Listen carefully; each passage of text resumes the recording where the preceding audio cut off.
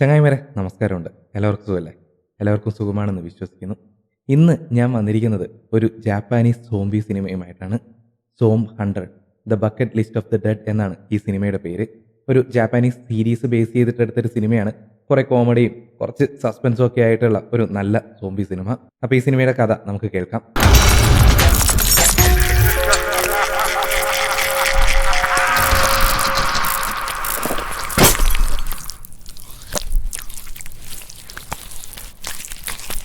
നമ്മുടെ നായകൻ അകീരയെ നൂറുകണക്കിന് സോംബികൾ തുരത്തുന്ന രംഗത്തോടുകൂടിയാണ് കഥ ആരംഭിക്കുന്നത്. രക്തദാഹികളായ സോംബികൾ കടിച്ചു പറിക്കാൻ തുരത്തുമ്പോഴും അകീര ചിന്തിക്കുന്നത് തന്റെ ജീവനെക്കുറിച്ചായിരുന്നില്ല. ഇവറ്റകൾ കാരണം താൻ ജോലിക്ക് വൈകുന്നതിനെ പറ്റിയായിരുന്നു അവന്റെ ചിന്ത. ഇത്തരത്തിൽ ഒരു ദുർഘടാവസ്ഥയിലും വർക്കിനെ കുറിച്ച് മാത്രം ചിന്തിക്കേണ്ടി വരുന്ന രീതിയിലേക്ക് മാറിപ്പോയിരുന്നു അവന്റെ മനസ്സ്. പക്ഷെ ഒരു വർഷം മുമ്പ് അവൻ ഇങ്ങനെയായിരുന്നില്ല. നല്ലൊരു കമ്പനിയിൽ ജോലി കിട്ടിയതിന്റെ സന്തോഷവും ആത്മാഭിമാനവുമുള്ള ഒരു ചിയർഫുൾ യങ് മാൻ അതായിരുന്നു അകീര. ഓഫീസിലെ അവന്റെ ആദ്യ ദിവസം തന്നെ ഒട്ടോറി എന്ന അവന്റെ സൂപ്പർ സീനിയർ ബോസിനോട് അവന് ക്രഷ് തോന്നുന്നു.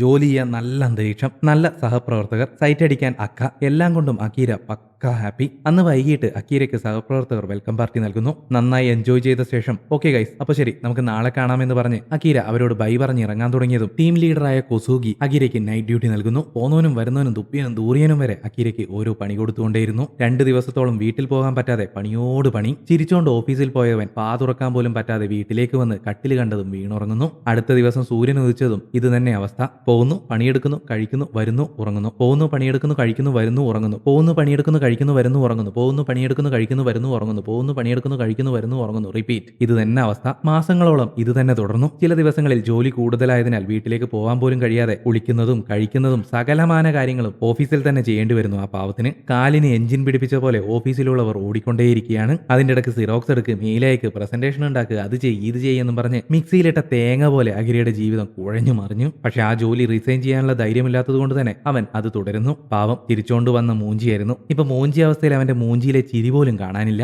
അക്കീര തന്റെ കഷ്ടപ്പാടെല്ലാം തന്റെ ഉറ്റ സുഹൃത്തായ കെൻജോയോട് പറയുന്നു. കെൻജോ ആവട്ടെ, എനിക്ക് വയ്യെങ്കിൽ ആ ജോലിയും വിട്ട് വേറെ വല്ല ജോലിക്കും പോടാ എന്നൊരു തമാശയായി പറഞ്ഞതല്ലാതെ അത് കൂടുതൽ കാര്യമായി എടുത്തില്ല. അതോടെ രണ്ടുപേരും പണ്ട് സ്കൂളിൽ വെച്ച് നടന്ന പഴയ കാര്യങ്ങളൊക്കെ പറഞ്ഞ് അന്ന് നടന്ന ഒരു പ്രശ്നത്തിന്റെ പേരും പറഞ്ഞ് ആ ബാറിൽ വെച്ച് അവർ രണ്ടുപേരും കുട്ടികളെ പോലെ വഴക്കൂടുന്നു. പിന്നീട് ഒരു ദിവസം നമ്മുടെ അക്കീര ഒരു പരസ്യ ചിത്രീകരണത്തിനിടയ്ക്ക് ഒട്ടോറിയെ ശ്രദ്ധിക്കുന്നു. അവൾ ക്ലയൻസുമായിട്ടും ബാക്കിയുള്ളവരുമായിട്ടൊക്കെ വളരെ സന്തോഷത്തോടെ സംസാരിക്കുകയും പെരുമാറുകയും ചെയ്യുന്നത് കണ്ട് അവന് അത്ഭുതം തോന്നി. ഇത്രയും വർഷമായിട്ടും അവൾ എങ്ങനെ ഈ ഓഫീസുമായി ബന്ധപ്പെട്ട് ഇത്രയും ഹാപ്പി ആയിരിക്കുന്നു എന്ന് അവൻ അവളോട് ചോദിക്കുന്നു. പക്ഷെ അവൻ ചിന്തിച്ചതുപോലെ ഒട്ടോറി ഹാപ്പി ആയിരുന്നില്ല. മിന്നുന്നതെല്ലാം സ്വർണ്ണമല്ല എന്നുള്ള രീതിയിൽ അവൾ അവനോട് മറുപടി പറയുന്നു. ശേഷം അവനെ ഒന്ന് ചീറപ്പ് ചെയ്യുന്നതിന് വേണ്ടിയിട്ട് അവളുടെ കയ്യിലുണ്ടായിരുന്ന ജ്യൂസ് കൊടുത്തിട്ട് അവൾ അവളുടെ ജോലിയിലേക്ക് പോകുന്നു. അങ്ങനെ ഒരു വർഷം കഴിഞ്ഞുപോയി. ഇപ്പോഴും അതേ കമ്പനിയിലെ ബംഗാളിയായി തുടരുകയാണ് അക്കീര. ഈ മുടിഞ്ഞ ജോലി കാരണം അക്കീര അവന്റെ ജീവിതം തന്നെ മടുത്തു എന്ന അവസ്ഥയിലാണ്. മുന്നിലുള്ള ആ മഞ്ഞ ഗേറ്റില്ലായിരുന്നെങ്കിൽ മെട്രോയ്ക്ക് മുന്നിൽ ചാടിച്ചാവായിരുന്നു. അപ്പൊ പിന്നെ നാളെ ജോലിക്ക് പോകണ്ടല്ലോ എന്നൊക്കെ പിറുപിറുത്തുകൊണ്ട് നിൽക്കുകയാണ് അക്കീര. ആ സമയത്ത് അവന്റെ പിന്നിലൂടെ മുറുമുറുത്തുകൊണ്ട് ഒരു സോംബി എങ്ങോട്ടോ നടന്നു പോകുന്നുണ്ടായിരുന്നു. അക്കീര അത് അറിഞ്ഞതുപോലുമില്ല. പാവം പണി കാരണം പരിസരം പോലും മറന്നുപോയി. അക്കീര വീട്ടിലെത്തി ഒന്ന് മനസ്സറിഞ്ഞ് ഉറങ്ങിയപ്പോഴേക്കും അടുത്ത ദിവസത്തെ അലാറും അടിച്ചു. അക്കീരയുടെ വീട് നോക്കി ജോലിക്ക് പോയതിനു ശേഷം വീടൊന്ന് ക്ലീൻ ചെയ്യാൻ പോലുള്ള അവസരം അവന് കിട്ടിയിട്ടില്ല. എല്ലാം അവിടെ ഇവിടെയും വലിച്ചെറിഞ്ഞ് വസ്ത്രങ്ങളൊക്കെ കൂട്ടിയിട്ട് ഒരുമാതിരി അലങ്കോലമായിരിക്കുന്ന ഒരു മുറി. അലാറം കേട്ട് മനസ്സില്ലാ മനസ്സോടെ എഴുന്നേറ്റ് അയ്യോ എനിക്ക് ജോലിക്ക് പോട്ടെ, എനിക്ക് അങ്ങോട്ടേക്ക് പോട്ടെ, എനിക്ക് അടുത്തേ എന്നൊക്കെ പിറുപിറുത്തുകൊണ്ട് കിട്ടിയ ഡ്രസ്സും വാരി വലിച്ചിട്ട് കണ്ണുപോലും വ്യക്തമായി തുറക്കാതെ ഓഫീസിലേക്ക് പോവുകയാണ് അക്കീര. ആ സമയത്ത് ആരോ നുറുക്ക് കറുമുറ കടിച്ചു പൊട്ടിക്കുന്ന ശബ്ദം കേട്ട് ഇതെന്ത് പുല്ല് ഇതെന്ത് പുണ്ണാക്ക് എന്നും പറഞ്ഞിട്ട് അവൻ കണ്ണു തുറന്ന് നോക്കുമ്പോ ഒരു സോംബി ഒരുത്തിനെ കടിച്ച് പറിച്ച് തിന്നുന്നതാണ് കാണുന്നത്. അലറി വിളിച്ചുകൊണ്ട് അക്കീര അവിടെ നിന്നും ഓടുന്നു. ഈ സീനാണ് നമ്മൾ ആദ്യം കണ്ടത്.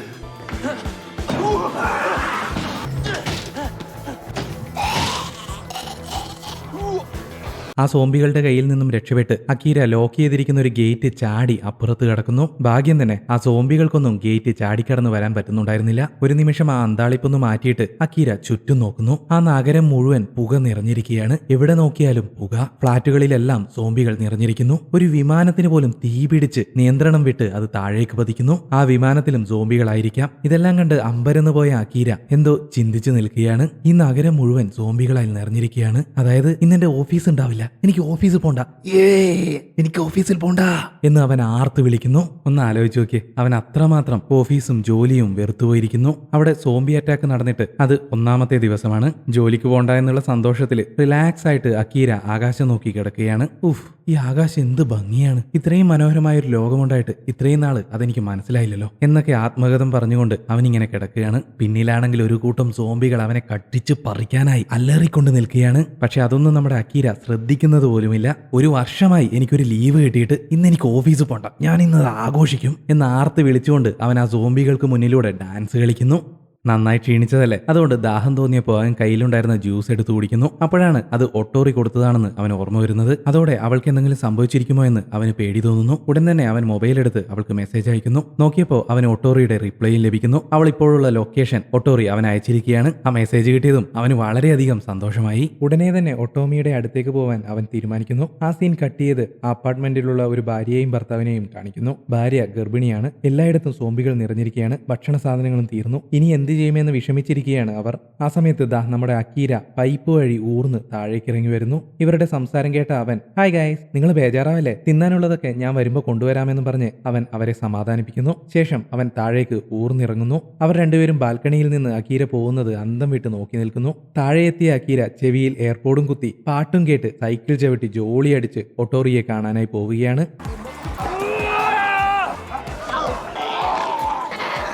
എനിക്കിന്ന് ഓഫീസ് പോണ്ട മോനെ, ലീവാന്ന്, നിനക്കൊന്നും എന്നെ തടയാൻ പോലും പറ്റൂലടാ സോംബികളെ എന്ന് കൂവി വിളിച്ചുകൊണ്ട് അക്കീര സൈക്കിൾ പറപ്പിച്ചു വിടുന്നു. അങ്ങനെ അവൻ ഒട്ടോറി പറഞ്ഞ് വീട്ടിലെത്തിയപ്പോൾ വാതിൽ തുറന്നു കിടക്കുകയാണ്. അക്ക വീട് തന്നെ ഇല്ലേ എന്നൊരു അല്പം പതർച്ചയോടെ ചോദിച്ചുകൊണ്ട് അവൻ വീടിനുള്ളിലേക്ക് പോകുന്നു. അവിടെയുള്ള സാധനങ്ങളെല്ലാം തകർന്ന് വീണ് തരിപ്പണമായി കിടക്കുകയാണ്. അക്കീരയെ കണ്ടതും ഒട്ടോറി ഓടി വന്ന് അവനെ ഹഗ് ചെയ്യുന്നു. എങ്ങനെ റിയാക്ട് ചെയ്യണമെന്നറിയാതെ അക്കീര പകച്ചു നിന്നുപോയി. പേടിച്ച് കരഞ്ഞുകൊണ്ട് ഒട്ടോറി ഒരു മൂലയിലേക്ക് കൈ ചൂണ്ടുന്നു. തിരിഞ്ഞു നോക്കി അക്കീര കാണുന്നത് അവന്റെ ഓഫീസ് ഡയറക്ടർ ഒരു സോംബിയായി മാറി അവരെ തന്നെ തുറിച്ചു നോക്കുന്നതാണ്. അതും ബാത്റൂം ഡ്രസ്സിൽ. അപ്പോൾ ഒട്ടോറിയും പുള്ളിക്കാരനും തമ്മിൽ എന്തോ ഒരു കണക്ഷൻ ഉണ്ട്, അന്തർധാര ശക്തമാണെന്ന് വേണം നമ്മൾ കരുതാൻ. ഈ മതക തലേനെന്താ ഇവിടെ എന്ന് അത്ഭുതപ്പെട്ടു പോയ അക്കീര ആ സോംബിയുമായിട്ട് അടികൂടുന്നു. അതിനിടയിൽ തല പിടിച്ച് വലിച്ചപ്പോൾ അയാളുടെ വിഗ് ഊരിപ്പോന്നു. എടാ മുട്ടത്തലയാ, താൻ ഈ വിഗും വെച്ചിട്ടാണോ ഇത്രയും കാലം നമ്മുടെ മുന്നിൽ ഷൈൻ ചെയ്ത് നടന്നത്, കാലമാടൻ എന്നൊക്കെ പിറുപിറുത്തുകൊണ്ട് അക്കീര ആ സോംബിയെ തല്ലിക്കൊല്ലാൻ ശ്രമിക്കുന്നു. അവൻ ആ വിഗ് എടുത്ത് ആ സോംബിയുടെ വായിലേക്ക് തിരികെ കുത്തി കയറ്റുന്നു. പക്ഷെ സോംബി അപ്പോഴേക്കും അക്കീരയെ വലിച്ചെറിയുന്നു. നമ്മുടെ അക്കീര കോളേജിൽ വെച്ച് ഒരു റഗ്ബി പ്ലെയർ ആയിരുന്നു. ഇതിന്റെ പേരിലാണ് കെഞ്ചോയുമായിട്ട് ചെറിയൊരു അടി ഉണ്ടായെന്ന് ഞാൻ പറഞ്ഞില്ലേ, അത് സംഭവിക്കുന്നത്. അപ്പോൾ താനിപ്പോൾ ഒരു റഗ്ബി പ്ലെയർ ആണെന്നും തന്റെ മുന്നിലുള്ളത് തന്റെ എതിരാളിയാണെന്നും സങ്കല്പിച്ച് അവൻ ഓടി വന്ന് ആ സോംബിയെ ഇടിച്ച് തെറിപ്പിക്കുന്നു. ആ സമയത്ത് ഒട്ടോറി ഒരു ഫോട്ടോ ഫ്രെയിമും എടുത്തുകൊണ്ടുവന്ന്, എടാ പന്നക്കാലമടാ, നീ എന്നെ പറ്റിക്കായിരുന്നല്ലേ, ഭാര്യയെ വിട്ട് വന്നതാണെന്ന് നുണയും പറഞ്ഞ് നീ എന്നെ ടാക്സിക്കാരാക്കുകായിരുന്നല്ലേ, ഓടിച്ച് കളിക്കായിരുന്നല്ലേ എന്നും പറഞ്ഞ ആ ഫോട്ടോ ഫ്രെയിം എടുത്ത് അവന്റെ തലയിലേക്ക് അടിച്ചടിച്ചടിച്ചടിച്ച് ഒട്ടോറി ആ സോംബിയെ കൊല്ലുന്നു. പാവം അക്കീര തന്റെ ക്രഷ് മറ്റൊരുത്തന്റെ ചിന്ന വീട് സെറ്റപ്പാണെന്ന് അറിഞ്ഞപ്പോ അവൻ ആകെ വിജൃംഭിച്ചു പോയി.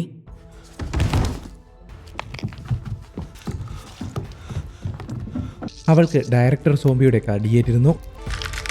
പൂർണ്ണമായും സോംബിയായി മാറിയ ഒട്ടോറി അക്കീരയെ കടിക്കാനായി പാഞ്ഞെടുക്കുന്നു. വളരെയധികം കഷ്ടപ്പെട്ട് പണിപ്പെട്ട് അക്കീര ഒട്ടോറി സോംബിയെ തള്ളി മാറ്റുന്നു. തുടർന്ന് ഒട്ടോറിയെ കുറിച്ചുള്ള അവന്റെ ഓർമ്മകൾ ഓരോന്നും അവൻ അയവിറക്കുന്നു. കണ്ണുകൾ നിറഞ്ഞുകൊണ്ട്, നിന്നെ കണ്ട നിമിഷം മുതൽ എനിക്ക് നിന്നോട് പ്രണയമായിരുന്നു എന്ന് വളരെ വിഷമത്തോടെ അവളോട് പറഞ്ഞിട്ട്, അവളിപ്പോ സോംബിയായി മാറി. അപ്പോൾ ആ സോംബിയോട് പറഞ്ഞിട്ട് അവൻ അവിടെ നിന്ന് ജീവനും കൊണ്ടോടുന്നു. അക്കീര അവന്റെ ഫ്ളാറ്റിലേക്ക് തിരിച്ചു കയറുന്നതിന് വേണ്ടി നേരത്തെ അവൻ താഴേക്ക് ഇറങ്ങിയ അതേ പൈപ്പിലൂടെ മുകളിലേക്ക് വലിഞ്ഞു കയറിക്കൊണ്ടിരിക്കുകയാണ്. താഴേക്ക് ഇറങ്ങി വരുന്ന സമയത്ത് അവനൊരു കപ്പിൾസിനോട് ഭക്ഷണം കൊണ്ടുതരാമെന്ന് പറഞ്ഞിരുന്നില്ലേ, അവർക്ക് ഭക്ഷണം കൊടുക്കുന്നതിന് വേണ്ടി അക്കീര അവരുടെ ബാൽക്കണിക്ക് മുന്നിലേക്ക് എത്തുന്നു. ഫ്ളാറ്റിനുള്ളിലേക്ക് നോക്കി അവൻ ഞെട്ടിത്തരിച്ചുപോയി. അവിടെ മുഴുവൻ രക്തക്കളമായിരിക്കുകയാണ്. സാധനങ്ങളെല്ലാം തവിട്ട് പൊടിയായിട്ടുണ്ട്. ഒരു നിമിഷം എന്ത് ചെയ്യണമെന്നറിയാതെ അവൻ സ്തബ്ധനായി നിന്നുപോയി. പാവം അക്കീര അവനാകെ വിഷമിച്ചുപോയി. അവന്റെ മുറിയിലേക്ക് എത്തിയിട്ടും അവന് ആ വിഷമം മാറിയില്ല. കൊണ്ടുവന്ന ഭക്ഷണം പോലും അവർക്ക് കൊടുക്കാൻ കഴിഞ്ഞില്ലല്ലോ എന്ന വിഷമത്തോടെ അക്കീര ഓരോന്ന് ചിന്തിച്ച് അവിടെ ഇരിക്കുകയാണ്. അടുത്തത് എന്ത് ചെയ്യണമെന്ന് അവന് യാതൊരു പിടിയും കിട്ടിയില്ല. ഇനി എത്ര ദിവസം തനിക്ക് പിടിച്ചു നിൽക്കാനാവും? എല്ലാവരെ പോലെ ഞാനും സോംബിയായി മാറും. അതിനു മുമ്പ് എന്റെ ആശകളെല്ലാം എനിക്ക് നിറവേറ്റണം, എന്റെ ആഗ്രഹങ്ങളെല്ലാം എനിക്ക് സാധിച്ചെടുക്കണം എന്ന് ചിന്തിച്ച് അവനൊരു പുസ്തകം എടുത്ത് സോംബിയായി മാറുന്നതിന് മുമ്പ് എനിക്ക് ചെയ്തു തീർക്കേണ്ട 100 കാര്യങ്ങൾ എന്ന ടൈറ്റിലോടുകൂടി അവന്റെ ആഗ്രഹങ്ങളെല്ലാം ഒരു ബക്കറ്റ് ലിസ്റ്റായി എഴുതാൻ തുടങ്ങി. 1. ഇഷ്ടപ്പെട്ട പെണ്ണിനോട് പ്രണയം തുറന്നു പറയണം. അക്കീരക്ക് ഒട്ടോറിയോടായിരുന്നല്ലോ പ്രണയം. ഏതായാലും അത് അവൻ സോംബിയായി മാറിയ ഒട്ടോറിയോട് തുറന്നു പറഞ്ഞു. അതുകൊണ്ട് തന്നെ 1ാമത്തെ ആഗ്രഹം സക്സസ്ഫുൾ ആയി കംപ്ലീറ്റ് ചെയ്തു എന്നുള്ള രീതിയിൽ അത് സ്ട്രൈക്ക് ചെയ്യുന്നു. 2. എന്റെ റൂം ക്ലീൻ ചെയ്യണം. ഫ്ലൈറ്റ് അറ്റൻഡറിനോടൊപ്പം ഡ്രിങ്ക്സ് കഴിക്കണം. മുടി കളർ ചെയ്യണം. ബൈക്ക് ഓടിക്കണം, അങ്ങനെ ഓരോരോ ആഗ്രഹങ്ങളും അക്കീര ആ ബുക്കിൽ എഴുതി വെക്കുന്നു. അങ്ങനെ സോംബി അറ്റാക്ക് തുടങ്ങി രണ്ടാമത്തെ ദിവസം എഴുതി വെച്ചതുപോലെ അക്കീര അവന്റെ ആഗ്രഹങ്ങൾ ഓരോന്നായി നടത്താൻ തുടങ്ങി. രാവിലെ തന്നെ അവൻ അവന്റെ മുറി ക്ലീൻ ചെയ്യുന്നു. കച്ചറ നിറഞ്ഞിരുന്ന അവന്റെ മുറി അവൻ അടിപൊളിയാക്കി ക്ലീൻ ചെയ്യുന്നു. എന്നിട്ട് ബക്കറ്റ് ലിസ്റ്റിലെ നമ്പർ 2 കട്ട് ചെയ്യുന്നു. ശേഷം ഒരു സൂപ്പർ മാർക്കറ്റിലേക്ക് ചെന്നിട്ട് അവൻ ഇഷ്ടപ്പെട്ട സാധനങ്ങളെല്ലാം ചാറാപാറ ബാസ്ക്കറ്റിലേക്ക് എടുത്തിരുന്നു. തനിക്ക് ഇഷ്ടപ്പെട്ട സാധനങ്ങൾ വില നോക്കാതെ കണ്ണും പൂട്ടി വാങ്ങണമെന്നുള്ള അവന്റെ ബക്കറ്റ് ലിസ്റ്റിലെ ഒരു ആഗ്രഹം അവനിപ്പോ പൂർത്തിയാക്കിയിരിക്കുന്നു. പിന്നെ മുടി കളർ ചെയ്യാൻ ആഗ്രഹം ഉണ്ടായിരുന്നില്ലേ? ഒരു ബ്യൂട്ടി പാർലറിലേക്ക് ചെന്ന് അവിടെ ഉണ്ടായിരുന്ന സോംബി ബ്യൂട്ടീഷ്യനെ കെട്ടിയിട്ട് അവൻ അവന്റെ മുടി കളർ ചെയ്യുന്നു. കുറെ കളർ കൊടുത്തു നോക്കി, പക്ഷെ അതൊന്നും കാര്യമായിട്ട് ഇഷ്ടപ്പെടാത്തത് കൊണ്ട് അവൻ അവന്റെ മുടി പഴയതുപോലെ തന്നെ ആക്കുന്നു. അങ്ങനെ ഏതായാലും അക്കീര അവന്റെ ആ ആഗ്രഹവും പൂർത്തിയാക്കി. അതിനുശേഷം വഴിയിൽ നിന്ന് കിട്ടിയ ഒരു ബുള്ളറ്റ് എടുത്ത് ആ നാട് മൊത്തം ചുറ്റുന്നു, പടക്കം പൊട്ടിച്ച് ആഘോഷിക്കുന്നു. അങ്ങനെ ബക്കറ്റ് ലിസ്റ്റിൽ എഴുതിയ ഓരോ കാര്യങ്ങളായി അവൻ ചെയ്തു തീർക്കുന്നു. എന്തൊക്കെ തന്നെ ആയാലും ഇവിടെ അവൻ ഒറ്റക്കാണ് എന്നുള്ളൊരു വിഷമം അവന് പലപ്പോഴും തോന്നുന്നുണ്ടായിരുന്നു. സോംബി ഇൻഫെക്ഷൻ ആരംഭിച്ചിട്ട് ഇന്നേക്ക് 5ാം നാളാണ്.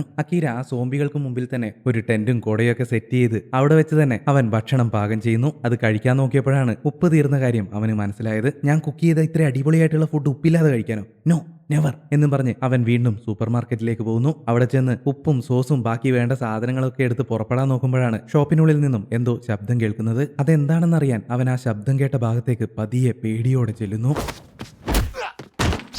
എന്റെ സഹോ, ഞാൻ സോംബിയല്ല, ഞാൻ മനുഷ്യനാണ്, എനിക്ക് തിന്നാൻ വേണ്ടി സാധനങ്ങൾ എടുക്കാൻ വന്നതാണേ എന്ന് അക്കീര ഉച്ചത്തിൽ വിളിച്ചു പറഞ്ഞപ്പോ ആ പെണ്ണ് അടി നിർത്തിയിട്ട് അവളുടെ ഹെൽമറ്റ് അഴിച്ച് അവിടെ ഉണ്ടായിരുന്ന വെള്ളം കുടിക്കുന്നു. അവളുടെ സൗന്ദര്യം കണ്ട അക്കീര വായും പൊളിച്ച് അവളെ തന്നെ നോക്കി നിൽക്കുന്നു. ആ സമയത്ത് പൊടുങ്ങനെ പുറത്തുനിന്ന് ആരോ നിലവിളിക്കുന്ന ശബ്ദം കേട്ട് നമ്മുടെ അക്കീര പുറത്തേക്ക് പോയി നോക്കിയപ്പോ ഒരു സോംബി ഒരുത്തനെ തുരത്തിക്കൊണ്ടിരിക്കുന്നതാണ് കാണുന്നത്. അക്കീര വേഗം തന്നെ കയ്യിലുണ്ടായിരുന്ന സോസും കുപ്പിയും എല്ലാം കൂടി സോംബിയുടെ മേലേക്ക് വലിച്ചെറിയുന്നു. അതോടെ സോംബി അക്കീരയുടെ നേരെ തിരിയുന്നു. അയാളാവട്ടെ അക്കീരയെ പറ്റി ചിന്തിക്കുക പോലും ചെയ്യാതെ അവിടെ നിന്ന് ഓടി രക്ഷപ്പെട്ടു. സോംബി തന്റെ നേരെ വരുന്നത് കണ്ട് അക്കീര വേഗം ആ ഷോപ്പിനുള്ളിലേക്ക് കയറിപ്പോയി. സോംബിയും അവന്റെ പിന്നാലെ തന്നെ കടയുടെ ഉള്ളിലേക്ക് വരുന്നു. അതോടെ ആ പെണ്ണ് അക്കീരയെ തല്ലിയ പോലെ സോംബിയെയും തല്ലിക്കൂട്ടുന്നു. നല്ല കിണ്ണം കാച്ചിയ ഫൈറ്റ്.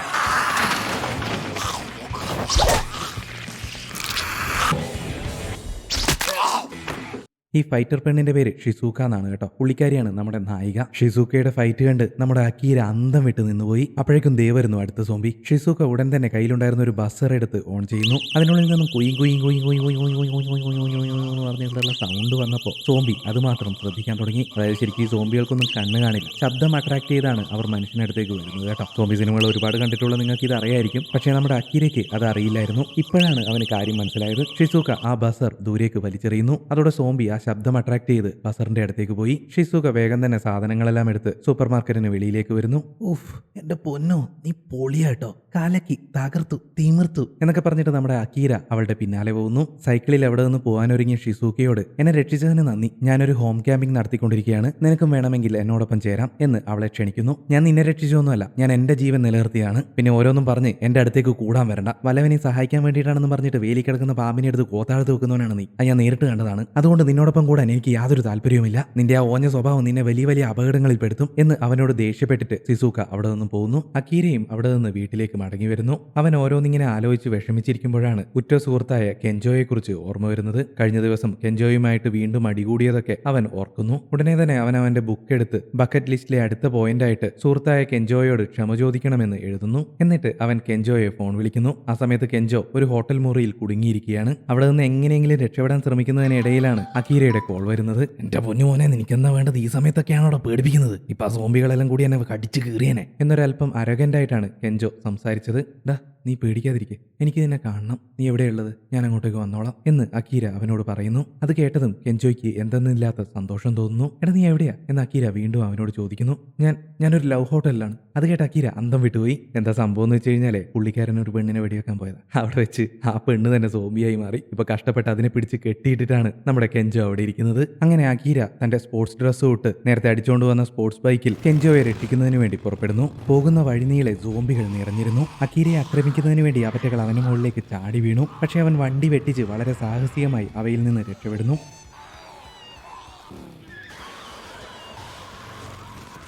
അങ്ങനെ അക്കീര ആ സോംബികളിൽ നിന്നെല്ലാം രക്ഷപ്പെട്ട് കെഞ്ചോയുള്ള ഹോട്ടലിനടുത്തെത്തുന്നു. ആ ഹോട്ടലിന് താഴെയും ഒരു സോംബി സാഗരം തന്നെ ഉണ്ടായിരുന്നു. അക്കീര അവൻ കൊണ്ടുവന്ന ബ്ലൂടൂത്ത് സ്പീക്കറിൽ മൊബൈൽ കണക്ട് ചെയ്ത് അത് ദൂരേക്ക് ഉരുട്ടിവിട്ട് അതിൽ പാട്ട് വയ്ക്കുന്നു. ശബ്ദം കേട്ടതും സോംബികളെല്ലാം ആ ബ്ലൂടൂത്ത് സ്പീക്കറിന് മുകളിലേക്ക് ചാടി വീഴുന്നു. ശേഷം അക്കീര വളരെ സാഹസികമായിട്ട് ആ ബിൽഡിങ്ങിനുള്ളിലേക്ക് പോകുന്നു.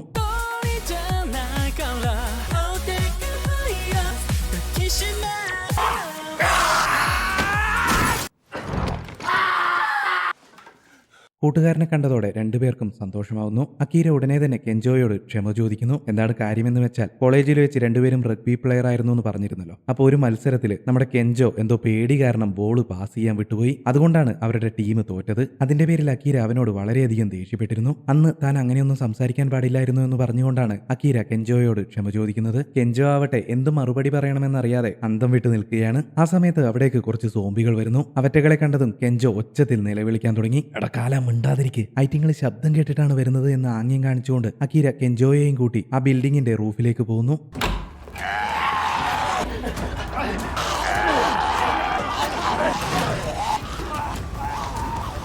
അപ്പോൾ ചങ്ങായിമാരെ, ഈ കഥയുടെ ബാക്കി അറിയണമെന്നുണ്ടെങ്കിൽ അടുത്ത വീഡിയോ കാണുക. അപ്പോൾ വീണ്ടും കാണാം. അതുവരെ